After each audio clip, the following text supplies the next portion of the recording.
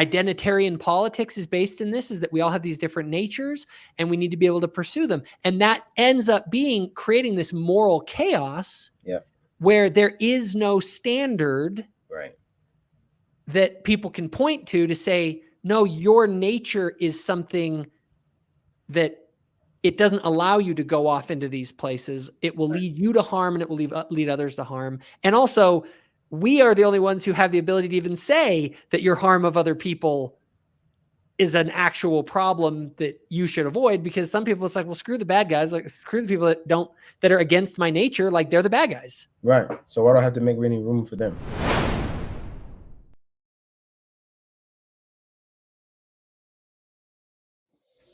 Hello, everybody, and welcome to today's show. My name is Jacob Hansen. I'm the host of Thoughtful Faith, and today I am joined by my good friend, Oscar Dunlap. Oscar, how are you?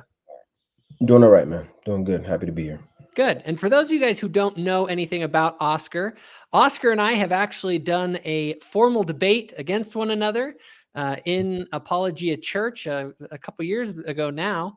Yeah. And I frankly think, Oscar, we've come away with it with respect for each other and a level of friendship. So yeah. I often cite our example of, like, I think debate actually brought us closer together. Certainly.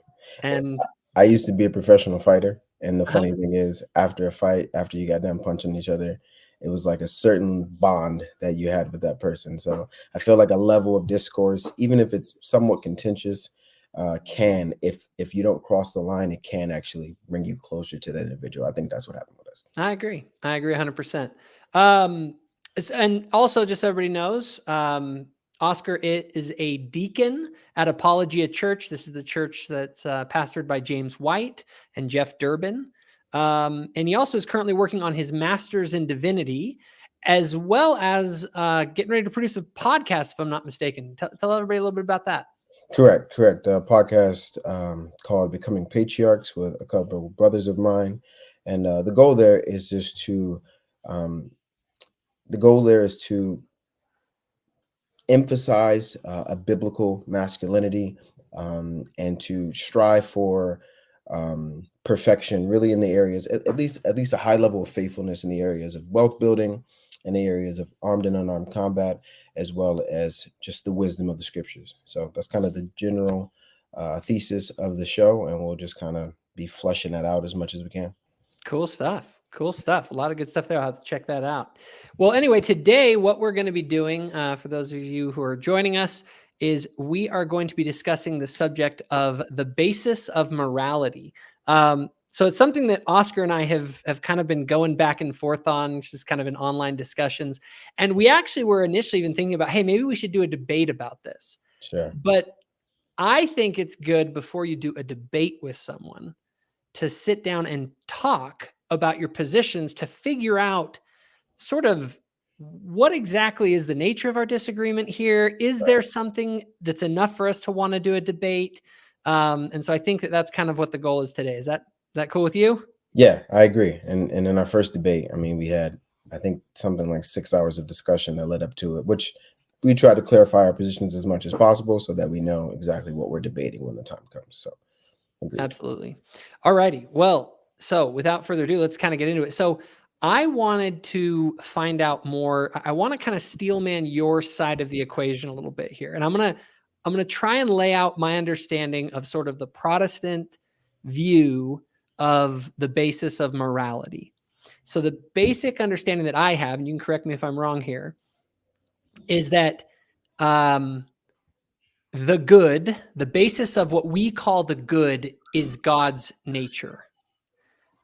Okay. And that, so anything that conforms to God's nature and aligns with the way that he is what we would consider the good. Is that a fair summation of it? Yeah, that's fair. Okay. And so it isn't, and some people maybe misunderstand because they think that they kind of think of the divine command theory as something is good because God commands it, but it's actually something is good because it aligns with God's nature, and God gives commands that align with that nature. Is that correct? Agreed. And I think why that distinction is important, what you just said, is because I think the first thing that you mentioned, it brings up the issue of the arbitrariness of the command. Like, okay, if God says anything, then that thing therefore becomes good because God said it. When I think I ground my position more so on goodness itself being defined by the nature of God, and therefore God's commands also flow from that same nature. I see. And so it's almost as if his commands are they're trustworthy. Like you can Right, trust that they are good because they come from his nature. right, right. Now, this is to kind of ask some of my questions about this, and maybe where I get stuck on that is that if, like, I guess I would ask the question, for instance, like, why is Satan bad? Like, obviously, Satan is the opposite, but Okay. what is it that makes us say that he's bad and God is good? Um, because he acts contrary to the standard of goodness, which is God's nature. And I think God is expressing, we have an expression of God's nature through the things that he's done and through the things that he commands. Okay. And I'm thinking about this, is why couldn't someone call the nature of Satan good and the nature of God bad? Good It question. almost seems like there's an arbitrary Sure. assignment to God's nature as the good and that Satan's nature as the bad. Right. I see what you're saying. So I would say it this way: you can't have something that is bad without there first being something that is good.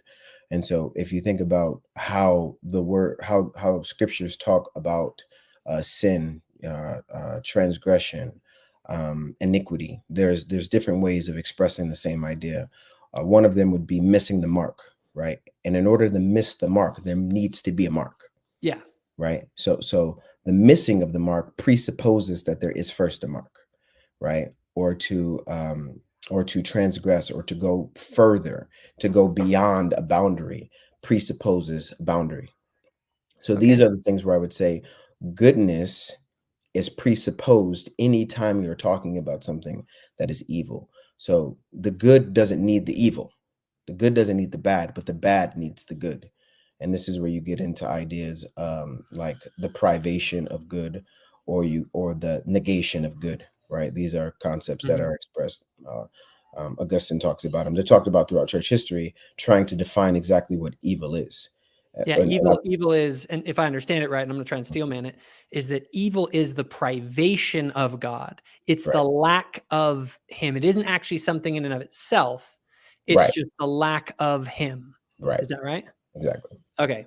And then, so the way that I look at this, and I'll kind of go into my framing of this, Sure. is that I believe that the way I describe the good is the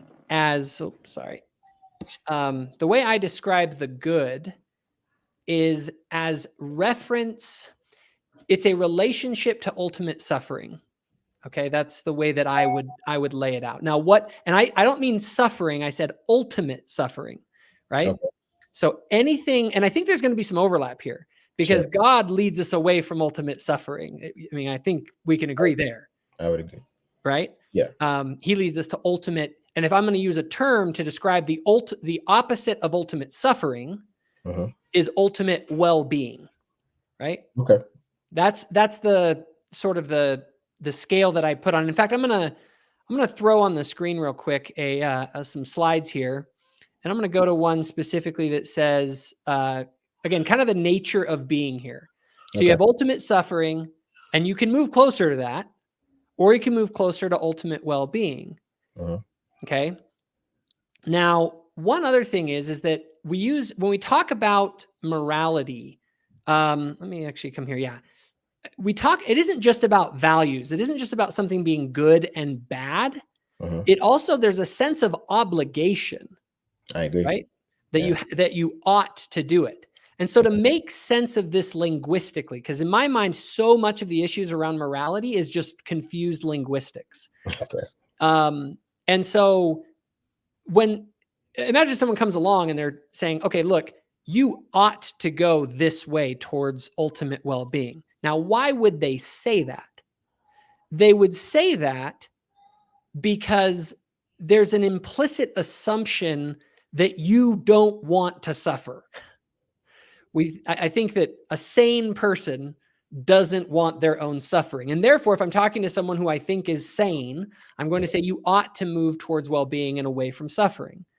And when I say that something is good, okay, to go back here to the slides, I'm saying that you are getting closer to that ultimate well-being. So we can move in any direction, right? We can move closer to ultimate well-being, or we can move farther away from it.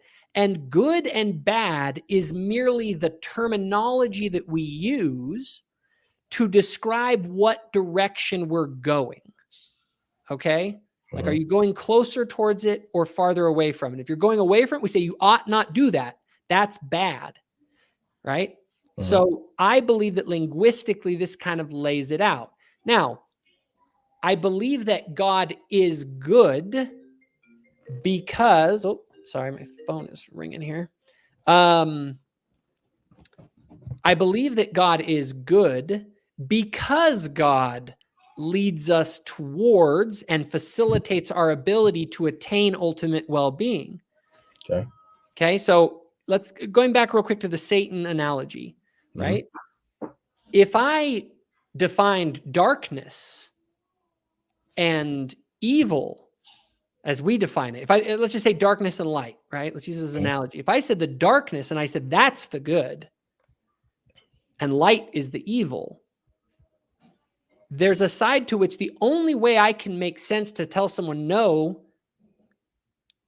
and not make their choice arbitrary between either light or darkness is in reference to suffering. I say, look, if you follow the darkness, you should not do that. You ought not do that. It is wrong to do that because it leads to your ultimate suffering. And you ought to follow God because that is the path to ultimate well-being. And so in my mind, when we're using moral language of any kind, what morality is ultimately what it is, it's a linguistic expression that we use to orient ourselves in relation to ultimate conceptions of well-being and suffering.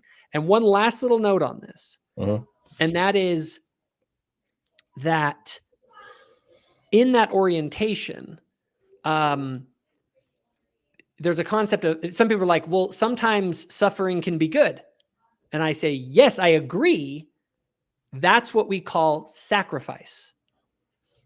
Sacrifice and suffering are not the same thing. They both involve suffering, but one of them is a suffering that you voluntarily go through to get to a better good on the other side. In other words, the net of the whole experience is that it's going to be positive, right? Would you say that also applies for suffering that you don't willingly go through, or that ultimately ends in something better than the outcome would be? Yeah, I would. Maybe voluntary isn't a necessary condition. Okay.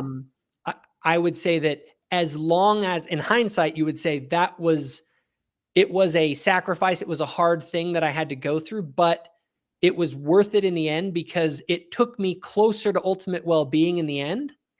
Even though I had to go through suffering to get there. And there's lots of things like that. I mean, that's part of life. Do you think that ultimate well-being and ultimate suffering are self-evident? I believe that suffering and well-being are self-evident. Okay. Ultimate suffering and what ultimate well-being are, that's the big topic of debate. Okay. Right? Because for the atheist, ultimate well-being looks like having a good time for about 80 years. Yeah, exactly. Okay. Right? Okay. That answers my question. Now, to bring it back a level, when you say that well-being and suffering are self-evident, what do you mean by that? I believe things that are self-evident are things that they're experiential in nature. Okay. For me, for instance, free will is something that I would consider self-evident because it's something that you experience. It's like put your hand on a hot stove, and the pain that you experience, it is evident to the self directly. You didn't have to reason about it. It was just, it experientially directly. Okay. Could someone be wrong about how they are understanding well-being and suffering? Could someone err in their conception of suffering and well-being? And I think you said yes to that.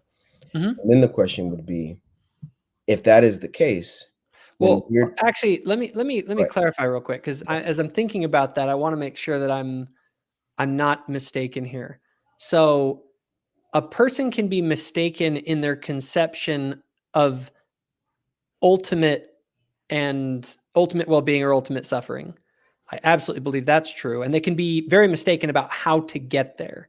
Sure. But I don't think they can be mistaken in the sense of, if you put your hand on the hot stove, like, as long as you have a functioning like nervous system, like you're going, like, that is, you're not going to be mistaken about that. Like, you're going to feel it and you're going to say, oh, it's bad. Right. I get that, because those are dealing with, I guess, physical sensations.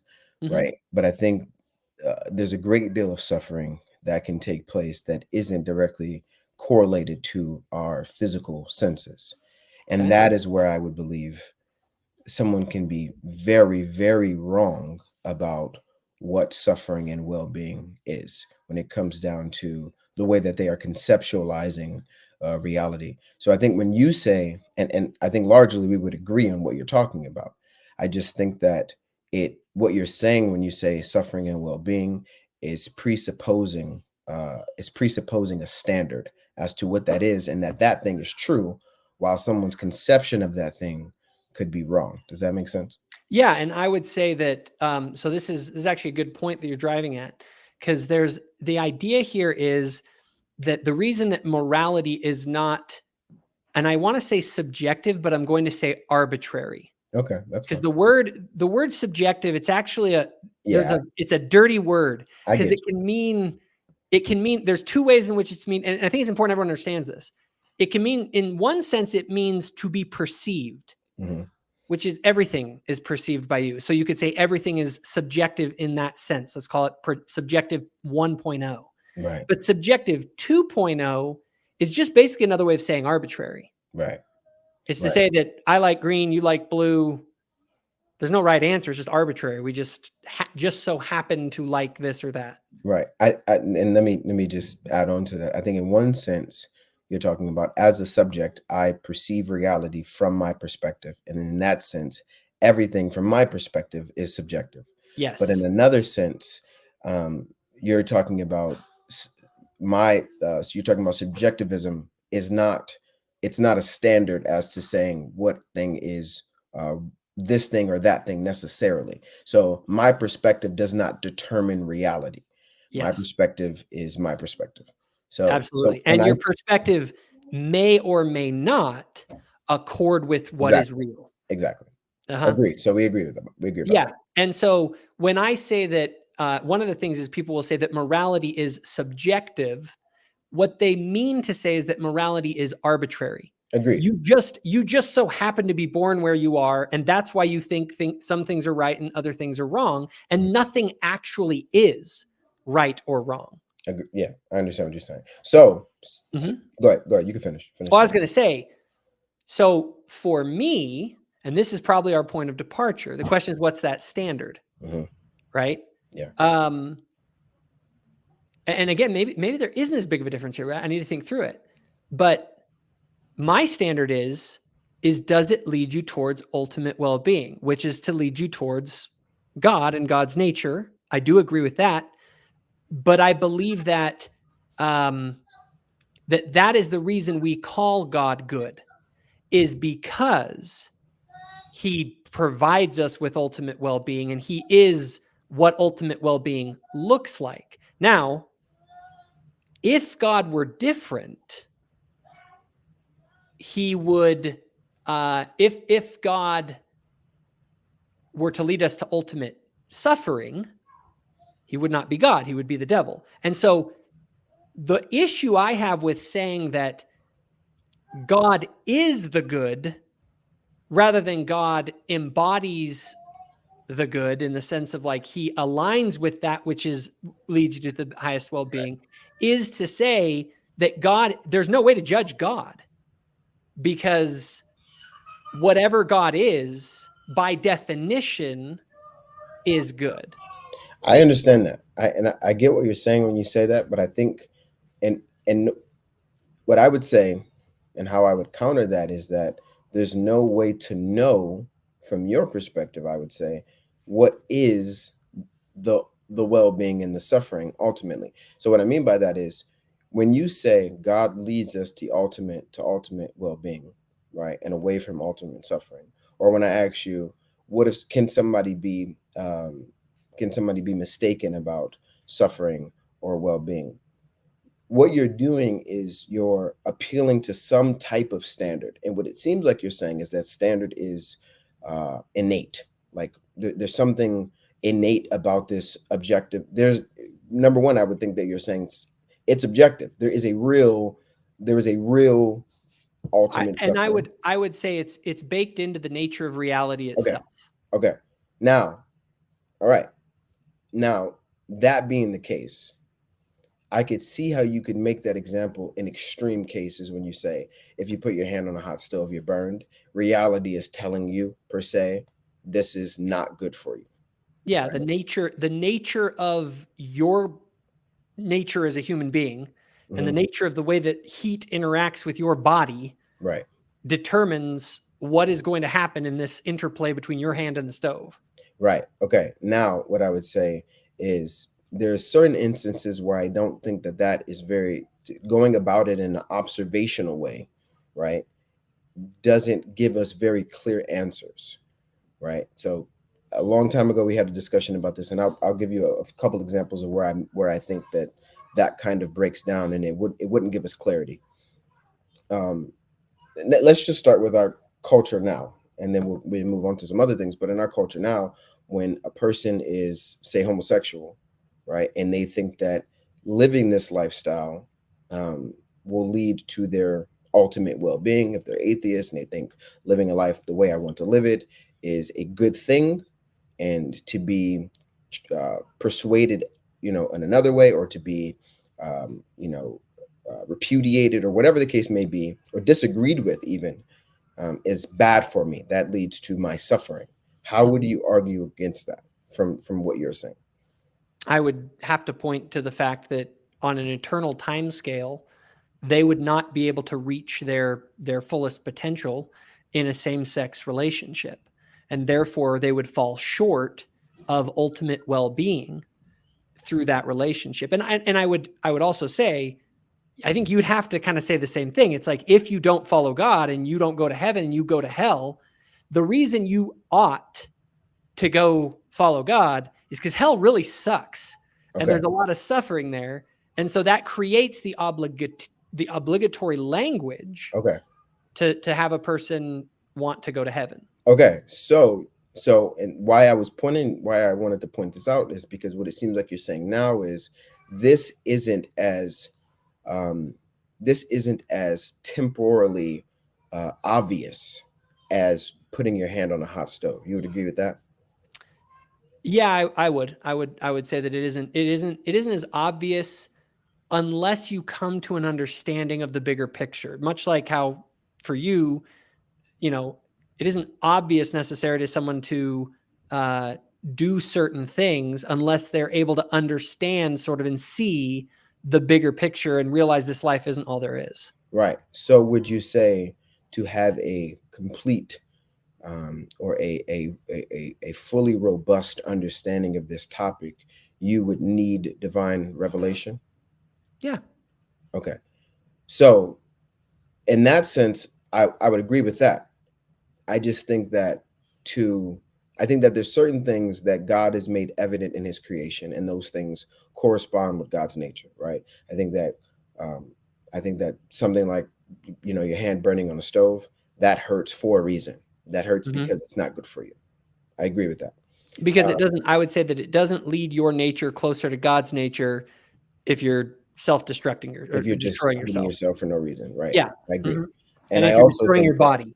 Right. And I also think that there is some level of suffering that could be good. And like you said, that's in a sacrificial sense. So I think coming back to the way that I think it's necessary to ground morality would come to the point of the things that aren't temporarily obvious. And I think in those instances, you have to appeal to God to make an argument against those who have a lifestyle or a worldview that is contrary to what is ultimately good. Because in those instances, it's not so obvious. If you have an individual, I think we talked about this a long time ago, and I'm trying to remember the conversation, but I think it had something to do with eating meat. Mm-hmm. I think it has something to do with eating meat. I know it had something to do. I don't know exactly how we had the conversation or where it ended, but I know part of what I was asking you is, can you argue that eating meat is not bad, right? That it's not a bad thing without appealing to divine revelation? Is that obvious that it's okay to eat meat? That it's okay? Is it obvious that it's okay? Yeah. Again, this is all kind of a matter of your perception of what ultimate well-being looks like. See, for someone who is a believer, Right. and who believes, for instance, that the scriptures are inspired and that kind of thing, Mm-hmm. like they're going to have a whole different view of what ultimate well-being looks like, because they're not just going to be around for 80 years. Right. Where someone who's only going to be around for 80 years, they're just going to have a very different perspective. Also, and this is a very important distinction. See, if you don't have God, because a lot of the people will be like, oh, well, this is just like what we say with like well-being, and you're just like Sam Harris. Not exactly. And here's why. Because Sam Harris's conception of what ultimate well-being is way different than mine. Certainly. And not only that, I believe in divine justice in the sense that you don't get away with anything on the eternal timescale. Okay. And so you ought to obey God's laws, because to not obey them means that the consequences will follow. And so an atheist may feel like, well, if I go cheat on my wife and she never finds out, no big deal, right? I'm happier. She doesn't know anything, so she's fine. Suffering. Right. Nobody's suffering. Right. So why is it immoral? Exactly. And they're right. But what I would say is like, do you know what that's going to do to your character? Right. And do you realize that the changes, at least from a Latter-day Saint perspective, the goal is to become like God. And if you are like this, you are a liar and a deceiver, and your character is warped in such a way that unless you repent of it, you will permanently fall short of your potential, and you will in some way inherit a level of that's closer to suffering than it is to well-being. Okay, so I agree, and I feel like we're saying the same things, and I guess my question then would be, how would you? So you said earlier, you said the problem that you have with God being the standard himself is that there would be no way to judge God if he was the standard. Yeah. Right? So, and this is, and if we're kind of searching for where the distinction is, which I agree, I'm trying to make sure I understand it. I think it does lie in the ontological nature of the good, in relation to who God is.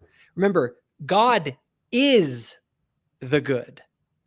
Where we say that God is, he has aligned himself with the laws of reality, that because he is aligned with those laws perfectly, he has become what we want to become like. But God is not the good itself ontologically. Right. Good is a description of something's relationship to an experience of well-being. Now, I actually have some slides that I think will kind of straighten some of this out. Let me see if I can pull them up here. Because here, let me pull this up and let's see what we can see here. So if God equals the good, and we say then that God is, and good equals ultimate well-being, then that means that God equals ultimate well-being. Okay. Now, I want to see what you think up to that point. Is God ultimate well-being? What do you mean by? Could you clarify exactly what you mean by that? See, and that's saying, it is. I would say this. So, in fact, my next slide it kind of talks about this. Let me pull it up. So, ultimate well-being is an experience. It's something that you like. You put your hand on the hot stove. You experience something in your being that's awful. It's a state of consciousness that you attain. Mm-hmm. So, if the opposite of that, pain and suffering, that is a conscious state of being, is the opposite of that is suffering, or I'm sorry, the opposite of suffering is well-being. Well-being can be said to be something like a conscious experience that you have. So does that mean that, again, God is a conscious experience that you have? And I see what you're saying now. So I would say communion with God is ultimate well-being. And what we're striving for is that perfect communion of God, being in the presence of God, apart from sin, apart from those things that are contrary to God. See, and I wonder, though, if that's contradictory to sort of traditional Protestant theology, because the idea is that it is a communion with God that is the good, that experience, but that experience is separate from the actual ontological, like, this is God. Because God is a person. He's a personal being. I can have a relationship with someone who is, let's say, more perfect than me. Right. And I can enjoy that communion. It can bring me well-being. But the well-being that I'm experiencing is something separate from the person themselves. They embody wonderful qualities, but an experience of something, it isn't the thing itself. And so I think if you say that God is the good, it's different than saying that he embodies the good. He aligns with what the good is. He aligns with, he experiences perfect well-being, and you should try and be like him. I think this might be, this might clarify. I think that God is the standard of what is good. What goodness is a goodness. What we know as goodness, the standard of goodness, is derived from God's nature. But I think we're talking about two different things. We're talking about the standard of goodness, right, and then the experience of goodness. And I think those two things are different. Can I think we might be getting towards the distinction here. Okay. See, you say that God is the standard, like the actual being of God. In a sense, I agree with that. I agree with it in the sense that because God is perfect, aligning with him would align me with the good. So, but he has embodied it. He has embodied something that is separate from himself. If God were the good, then whatever God is good. So, and here's the thing. I reject the moral argument, for instance, of God's existence. Okay? The idea that without God, you can't have any objective moral standards. I actually reject that. Okay. Could you clarify? Like, tell me why you reject that's and this. I bet we'll find some of the distinction in here, because I'll put on my atheist hat. Yeah. Okay. For a minute. So, I would say that an atheist can use the same tools here. They just have a different time scale. They say that ultimate well-being is whatever we can experience on this earth during our 80 years. And that is ultimately the standard by which I judge if something is good. And yeah, they can say that, but those can lead to very erroneous conclusions. it not by their standard. I agree that it leads to an objective morality. It just leads to an objective morality that says cheating on your wife is okay if you get away with it. Right. Okay. So okay. I guess this is where we're getting. I think we're getting to something here. So I don't think the argument is that you can't. This is it. You can't justify an objective morality apart from God. All you can say is, let me tell you what. Go ahead. All you can say is, this is what I prefer based on my circumstances. So what the atheist would be doing, they would be talking about preference. Yes. This is what they prefer. But if somebody says, no, you're wrong about this, there would be no way for them to argue with each other about who was right and who was wrong. All they can say is, this is my opinion, this is my preference. So that isn't leading to an objective standard or morality. It's just leading to you being able in your own eyes to justify your own position. But it's not an objective standard that you could say and impose upon the next individual and actually have a justification of why they're wrong about what they're doing. Okay, and this is so this is good. If you want to justify someone as saying no, they're wrong because of that, what is the standard by which we should judge that Satan is wrong and that God is right? From my perspective. Yeah. My perspective is that God is the standard. Is that arbitrary? Have you chosen God to be your standard arbitrarily? Just I chose God instead of Satan. No. So my epistemology is revelational. So how I would come to this conclusion is the impossibility of the contrary. I don't think that you can make sense of reality apart from God being your starting point. I don't think you can make sense of it. I think it becomes absurd if you try. I don't think it's logically consistent to go otherwise. And so my starting point would be God, because nothing else makes sense. Okay. And I guess let me ask this then. Why doesn't it make sense to follow Satan into hell? Because there's certain things that I know. For example, can I posit a potential answer that the way I would answer that? Go for it. I'd say because hell sucks, because it leads to suffering. How do you know? But how do you know that hell sucks? Because, well, whether I know it or not, let's just say that it does suck. Okay. Let's say I agree that it sucks. Like, we're defining hell as the suckiest place in the world, right? The place of ultimate suffering. It is simply in our language and in our way of being that everything we do is to move us away from suffering. I get that.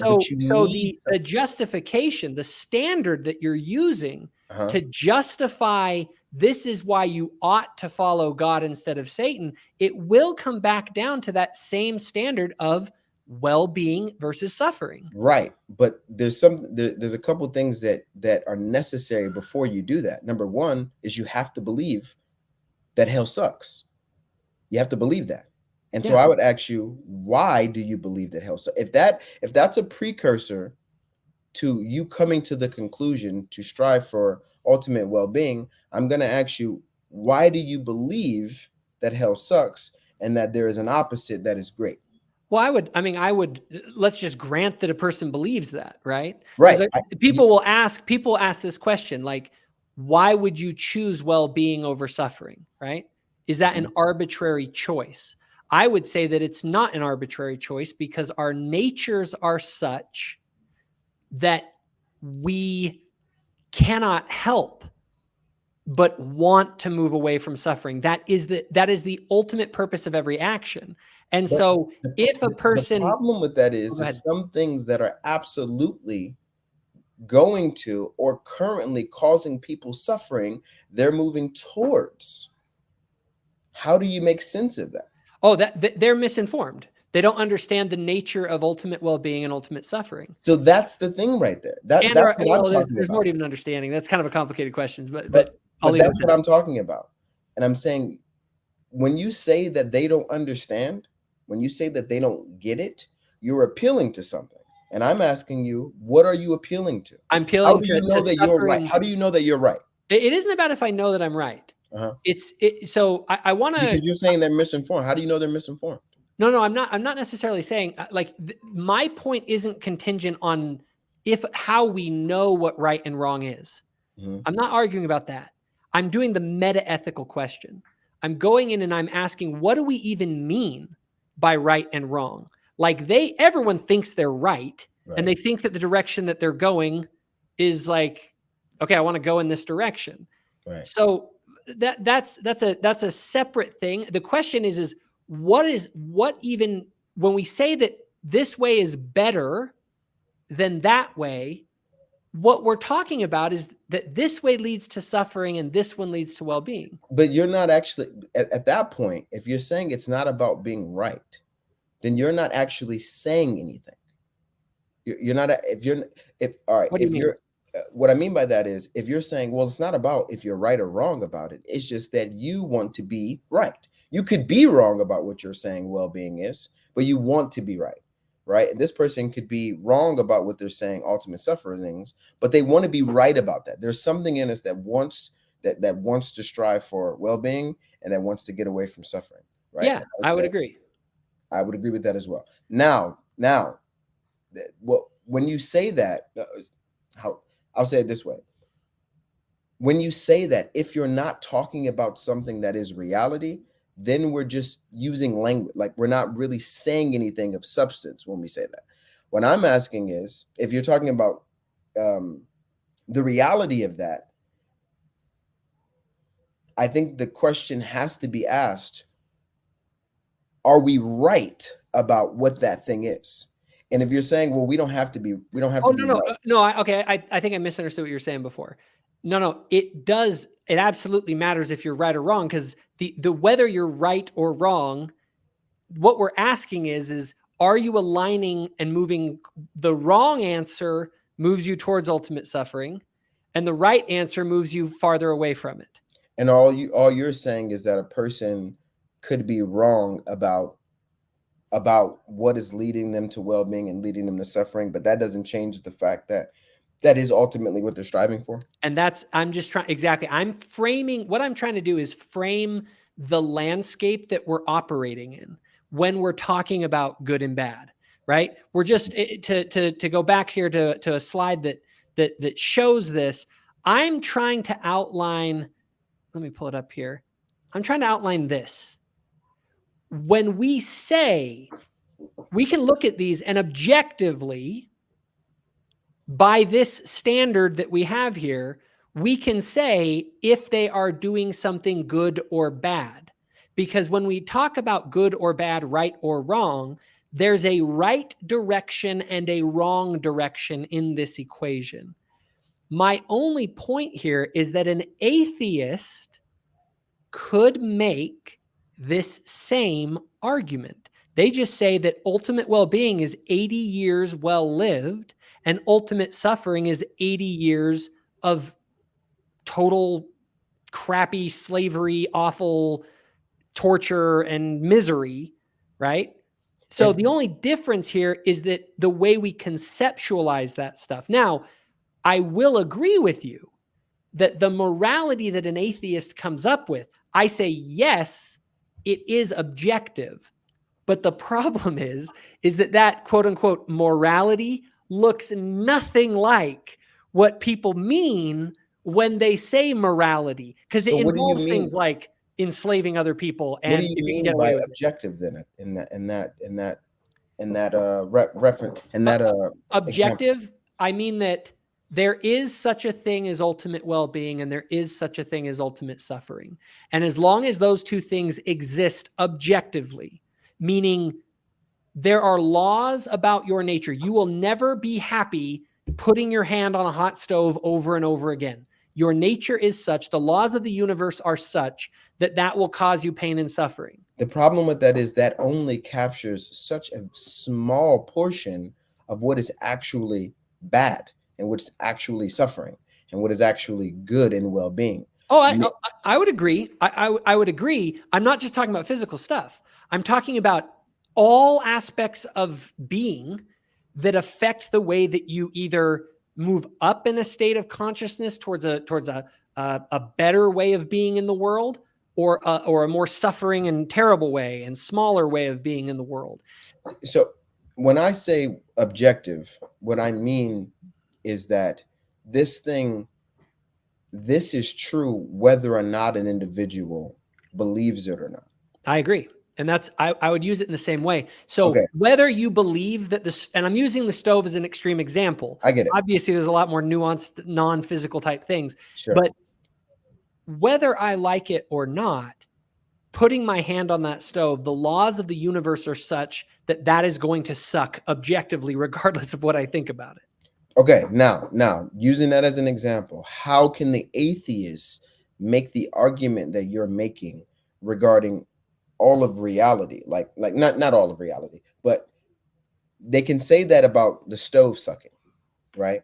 But they're going to be extremely limited as to what they can say is actually suffering and what is not. There's going to be such a very, very limited. So that's why I say, well, they would say that we don't understand all of the laws. Like I use what I do with my atheist friends. I'll use this example of like physical health, right? Like, are there laws that govern physical health, or is it, I'm going to say subjective, and by subjective I mean arbitrary. Is it arbitrary? No. Like, no. Our bodies are, it's complicated. It's very complicated, right? Some people can get away with more than others, and we have different natures and all that. But there are laws that govern health. And if you break those laws, you will move more towards suffering. And so that's why I say that even for an atheist, there's a right way to live and there's a wrong way to live in reference to suffering. There are ways to live that will make you suffer more, and there are ways to live that will make you suffer less, even if you're only here for 80 years. The difference in my mind is not that there's an objective standard.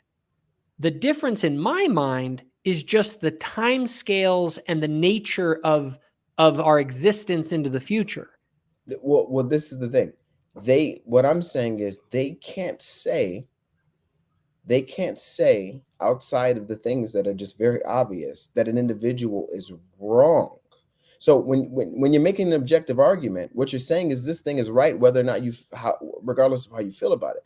But how can they make that argument without appealing to a standard that is, I would say, transcendental? Now, I would say you can make the argument with the stove, but again, it's going to be very limited. So if you're saying they can have an objective arguments about some things and not about other things, then okay, I can get it. And I would, but I think there's a little bit of confusion on the word objective. When I say objective, I don't mean necessarily even knowable. There could be something that's true regardless of what I think about it, and I just may be ignorant of it. Sure. You know what I mean? Right. You know, and so I'm not saying that an atheist or us either understand all the nature of, let's say, the moral law, which is, let's just say, the complete picture of the right way to live as to maximize well-being, whatever that looks like in the way that reality is constituted. But what I would say is that, and so they're much more limited. That's one of the reasons that I'm a believer, is because I believe that there is immense moral truth that has been revealed, that it teaches us the right way to live beyond what we can know just through sort of our basic scientific touch the stove kind of way to do it. And so I believe that real moral truth has been revealed to the world through God's prophets, right? Do you think that is that necessarily? Like, is it necessary that that that moral information per se is revealed by God through the means that he's chosen, because otherwise it would be a very incomplete, it would be a very limited understanding of what is actually good and bad. Yes, but again, I'm differentiating between, it doesn't matter if a person understands all the laws of health. They exist regardless of how well you know that. And in fact, you may be very mistaken about it. But what I'm saying, all I'm saying is for the atheist, that they have laws of health that govern their, if you like, you could boil it down to some extent for an atheist, that all that matters are the laws of kind of health and physical health. And it's about getting all the, now we obviously kind of reject that because of our worldview, but if all we are is physical beings, and the way to optimize your well-being is essentially to get the chemistry right for 80 years, then it's like, that's pretty much like, that's the whole name of the game, is figuring that out. I guess what I'm having a problem with is, what I'm having a problem with and what you're saying is that the standard of well-being has to be assumed. Because if an individual wants to mutilate themselves and they think that that's something that they're willing to suffer in order to get closer to well-being, or an individual wants to get a sex change because they believe that they want to be aligned with their internal gender, or however they would frame that language, how does the atheist tell them they're wrong about what they're doing? How does the atheist say this thing is right? There is a challenge on this one, and I will admit this, for the atheist, not for you and I. Right. And that is, okay, if a person has a different physical constitution, then morality might be different for them than it is for you or me. It's still objective in that it's based on something outside of themselves, right? But maybe a person is born with a particular proclivity that the only way they can enjoy this next 80 years is the way that they will maximally enjoy the next 80 years is to, I don't know, harm other people, because they get immense enjoyment out of that. So how is that outside of themselves? What do you mean by that? Well, because it isn't arbitrary.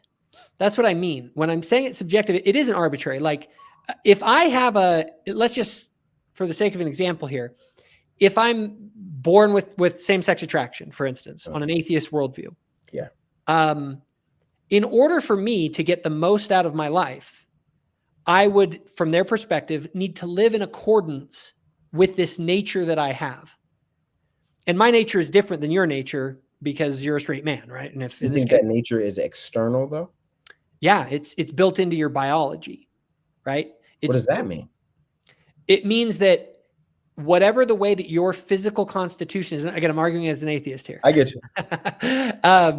Whatever your physical constitution is, you are attracted to men instead of to women, right? So that person that needs to be evidenced, like scientific. What would be the difference between someone just saying that that's the case and that actually being the case? Let's pretend that it is the case. Okay. Let's for the sake of this example say that it is the case on an atheist worldview that there's different kinds of people in the world. Okay. And because there are different kinds of people, there's no one way to live and be happy, right? There are multiple ways, and you have to do that in accordance with whatever your nature is. And therefore, morality will be different for you than for me. It's still objective. I still have a nature. If I think, like, for instance, if I was on an atheist worldview, if I was gay and I was to deny myself that, I would actually be moving, I wouldn't be moving closer towards ultimate well-being. I'm holding back something that, because of my nature, if it's not fulfilled.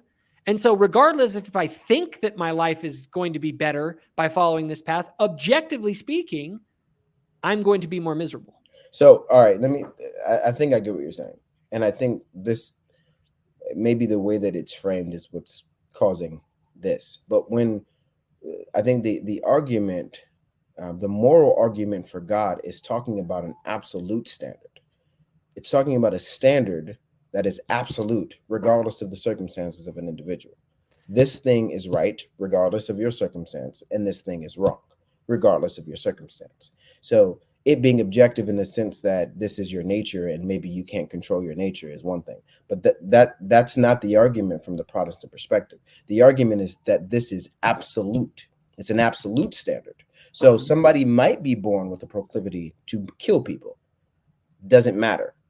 It doesn't matter if they can make the argument. You're swinging me back towards thinking the moral argument might be better than I thought, because I've been falling away from that argument. That's actually a good point, because if you're going to pose it not only as objective, but rather as some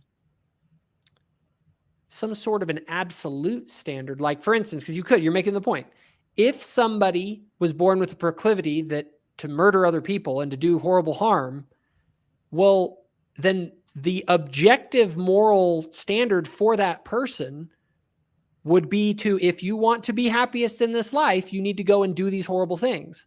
Right. And so that would make morality person relative rather than, no, but it wouldn't, well, it would make it person relative based on the nature of that person rather than on the nature of God. Right. And that's not what we're saying. We're not saying it's based on the nature of the individual. We're saying that's why I say goodness itself is derived, or at least our understanding of it is derived from the nature of God. God's nature is the standard, right? And that is an absolute standard. Us believing that God is immutable, he does not change. That's the standard. You may very well have, and I would say not may very well, people are born with proclivities, and not just born, they also develop them, right? They develop certain desires, and they do not necessarily choose this. Like, people always have a problem with some people who might say, as an homosexual, I was born with these certain desires, and like, no, you weren't. And it's like, I'm not that person. They could have, as long as they could have remembered, they could have had this proclivity. But that's beside the point. That's beside the point. Yeah, the point is that there is some standard by which we have to abide in order to find ultimate fulfillment that transcends even our desires and things here on earth and our proclivities on earth. I agree, and actually that's an interesting argument, because you can't. It's that the language is the problem in this debate. I'm telling you, it always is, because when you say objective, I think that you can posit well-being and suffering as the objective standard, but the problem is that if everyone has a different nature, then what will lead people to, like, there is no one path. So to come back to this example, there's no one yellow dot that everyone has to go towards, and that's why I use the word absolute. Or that's why I would use the word transcendental. It's because this thing it's not just in accordance with a person's nature that may be outside of their immediate control. It's absolute in the sense that it is derived from God's nature. Okay, that's the standard. And so now there are things we can qualm about when it comes to the nature of God, because real quick, I'll just kind of lay out the difference here. When you say God as immutable, unchanging, all that stuff, you're referring to a person. See, what's funny is when Latter-day Saints use the word God, we can be referring to the person of the Father. That's generally who we're referring to. But in my evaluation, my own personal take on it, I think the word God can refer to the eternal law. It is. And in our mind, that is immutable, unchanging, all that kind of stuff. Right. But see, this is what's weird. I like to go back to the laws of health. I think it's a good analogy, because when people hear absolute, it can cause some problems. I'm not a deontologist. A deontologist is the idea, for anyone who doesn't know, that there are some things that are they're bad no matter what. Right. Okay. For example, lying. Is it always immoral to lie? Now, at first glance, people might be like, yes, of course. if a Nazi comes and knocks on your door in 1939 and says, "Are there Jews in your house?" you have justification to lie. So I would agree. I would say that's righteous deception. Right. And so I would say that there are, and so it's more complicated than that. Now, to go back to the laws of health. Now, the problem is, well, maybe for some people, we would say, maybe for some people, eating candy all day, every day will actually make them really strong, give them big muscles, and make them live till they're like 110 with just like wonderful health. And we all laugh at that because we know that there are laws of health that are complicated and may vary from person to person, but that doesn't mean that there are not principles that are absolute. But principles may get applied differently in different contexts. Okay. Right? Like honesty is a principle. And it interacts and interfaces with other principles, like love for your neighbor. Right. So like the love for my neighbor principle trumps, well, sort of works with the honesty principle to say, if it's not loving to turn this Jew over to the Nazis, we're going to murder them. Yeah. And so honesty towards the Nazis is kind of put on the back burner because the law of love towards my neighbor is more important. So what you're describing, I think, is why God has to be the source. What you're describing seems to me to be very personal. And what I mean by that is it is extremely nuanced.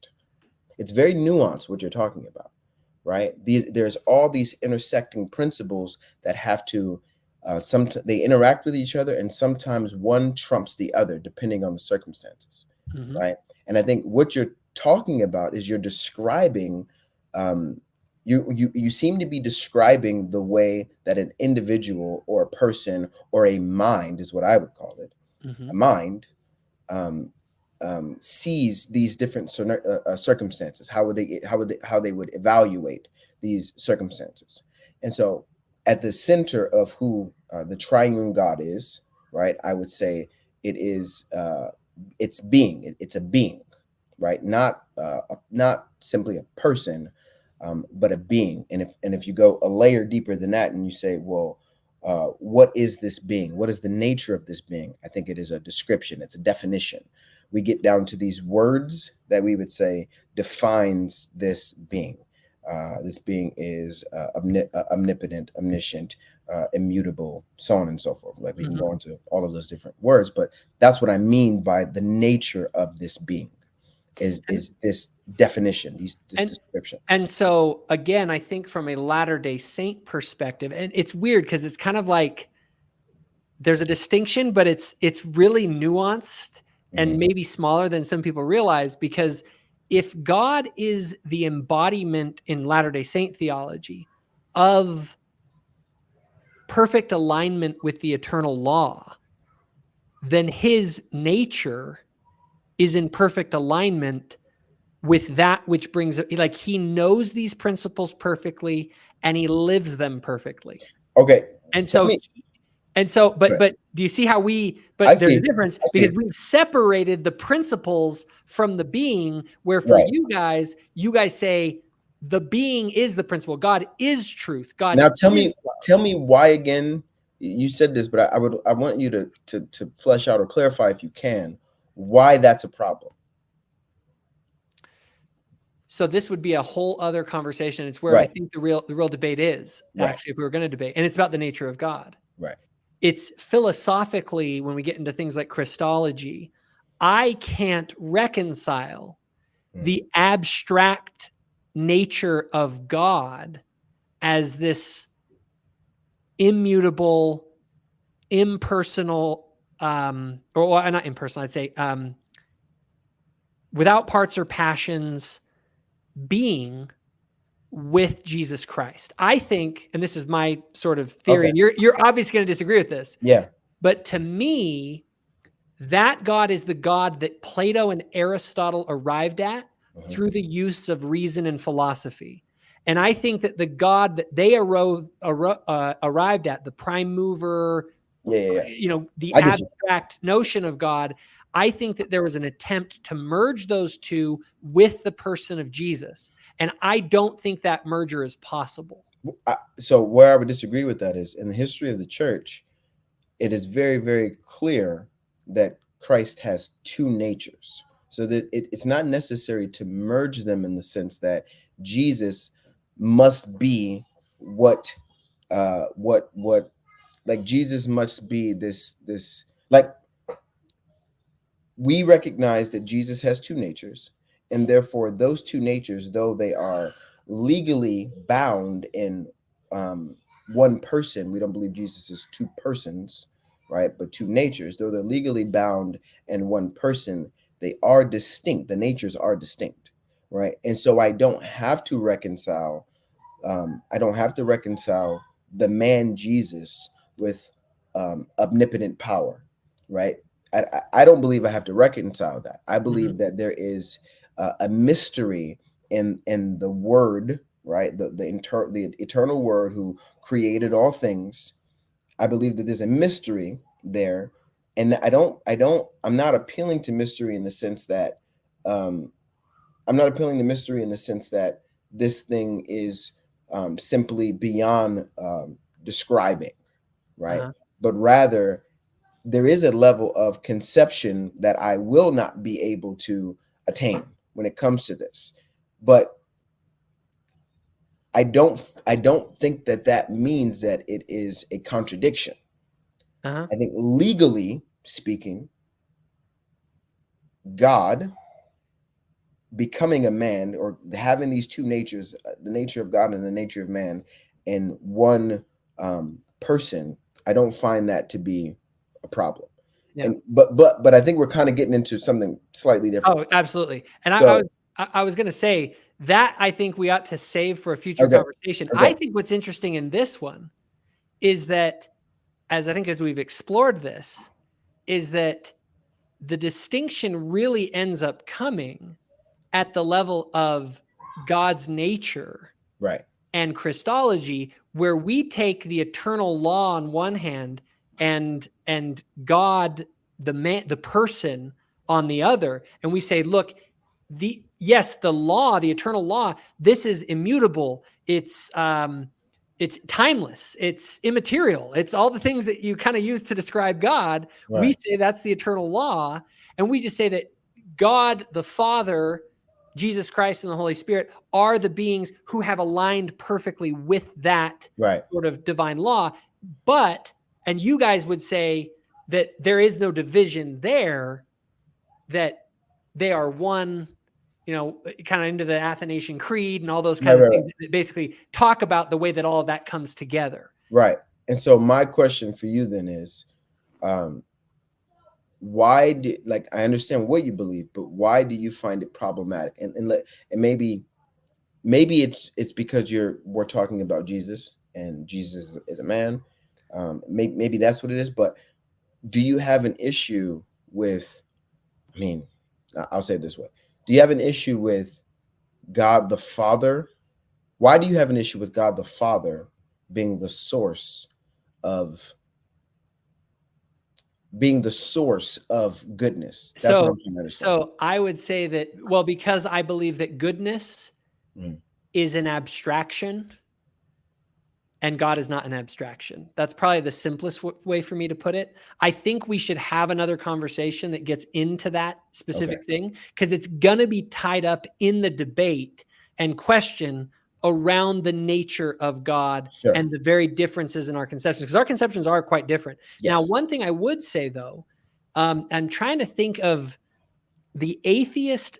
See, I have been of the opinion that the moral argument for God's existence is not good, because an atheist could have objective moral values and duties based on their own well-being. But if we modify that to say that you can't have absolute values and duties, I want to pull up this again. This is the image that I think sort of plays it out. Because in this image, there's an assumption that there's like one space that you go to, there's some ideal there that you go towards. Right. And if there is no such thing as God, if there is no ideal, but ideals are person relative, which means there's a bunch of different yellow dots all over the place, this map no longer has any direction. But could you say, I'm trying to channel my atheist and my Sam Harris here, and this is maybe what Sam Harris is saying. There's different peaks and valleys. There's different areas that generally with human nature tend to move in a particular direction, right? Like, just like the laws of health, like there are some things that would be so close to absolute because human beings do have a nature that we could say that those are true. Yeah. But I guess it would just be like a much bigger sort of ultimate well-being is a lot broader. Yeah, and I would say that the human being has a nature that is inescapable from God's nature. And what I mean by that is, obviously, I believe that man is made in God's image, and therefore I think there are certain things about man that he sees as well-being or suffering that is inescapable. But the reason why I think using absolute is necessary is because you talked about this earlier when you're talking about morals, you're talking about values plus obligation. Nothing can be obligatory. I can't see how someone can argue for something to be obligatory for another individual without appealing to something that is absolute, right? I think they would have to appeal. Yeah, because you don't know their nature, and maybe their nature is such. But it's kind of a tough one though, because I would also say, I mean, could you make the claim that like you should not touch that stove? Like, do we have enough of a nature to say that there are absolutes? But I guess if there are absolutes, that sort of goes towards us to say there are absolutes. Right. But yeah. Could an atheist say that there are things shared in common amongst human beings and human nature that are absolutes? And so they will just say that for those things like touching the stove, that, yeah, it's, you shouldn't do that. And I can say that authoritatively because you're a human being, and I can make some assumptions about you as a human being that this is not part of your nature that will lead you towards ultimate well-being. Yeah, I think it's just a lot harder to ground it. But again, in an extreme example like that, I think that's the easiest thing for them to ground, right? It's the easiest thing for you to ground because there is an immediate consequence to that thing, and that consequence is painful, and that makes it very simple. But when you're talking about things that aren't so simple and aren't so immediate and observational, then the ought becomes a lot harder. Right. Well, and let's explore that, because then from the atheistic perspective, they have a morality that's a lot more hazy. Yes, extremely hazy, to the point that you're like, well, if it's in my nature to want to enslave other people and enjoy that, like, who are you to say? Because it basically comes down to this. Well, what's your nature? Exactly. And I would say absolutely. Yeah. And if human nature isn't ultimately good, then you have a real problem, because that means that people's nature is to fight and kill one another and do terrible things. And so you have to restrict that nature in order for the good of the group. And this is one last thing I want to kind of go into. One of the atheist problems they have, and this is, the atheists do have one problem. It's a big one when they're trying to form their moral worldview that you and I don't have. And that is your relationship to other people. Yes. See, the problem is, if I can get away with it, I can get away with it. Nietzsche is really interesting in this sense. Nietzsche basically said, look, we, because of these Christians, have this idea that like we're supposed to be all like kind to everybody. He's like, that's not your nature. And the good guy is the guy who wins. And so go be a winner and not be a loser Christian. Right. Who's out there like, oh, take care of like the losers. Like, no, don't screw the losers. Like, be a winner, be a king. Andrew Tate, I think, kind of exemplifies this sort of the Nietzschean sort of, this is the way, but who's to say that that isn't actually man's nature? And now people will say, well, here's the problem. If everyone acts like Andrew Tate, then society doesn't flourish. So what they're saying is that you should sacrifice what your nature is telling you to do and what would bring you the highest level of well-being, being Andrew Tate, because it's not good for everybody else. And why does that matter? There's an assumption that you're obligated to take care of other people. Now, the only source of that obligation that can be justified, in my opinion, is if God is there to say, oh, you think that you're going to do this, right?